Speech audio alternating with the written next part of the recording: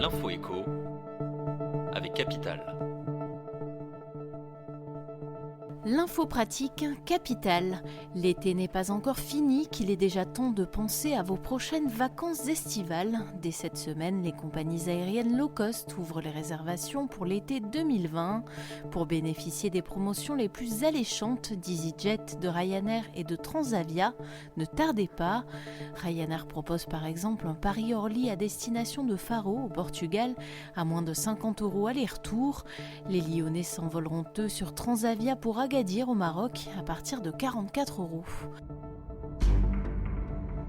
Le chiffre du jour 18, c'est le nombre de petites taxes que le gouvernement va supprimer en 2020.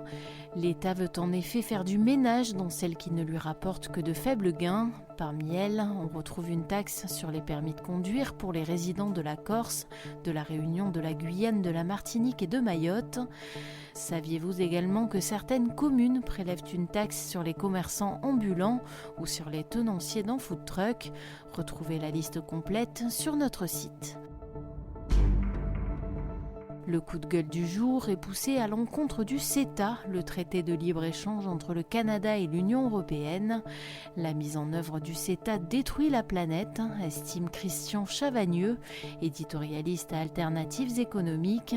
Ainsi, tout juste un an après la mise en œuvre provisoire de ces accords, le Canada s'est félicité que ses exportations de combustibles fossiles vers l'Europe ont augmenté de 63%, souligne le journaliste.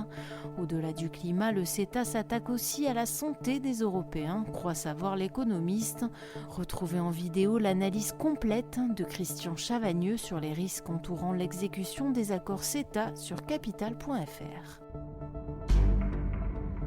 On termine avec Amazon. Moins de 3 mois après l'adoption de la taxe GAFA, le géant du e-commerce a mis ses menaces à exécution.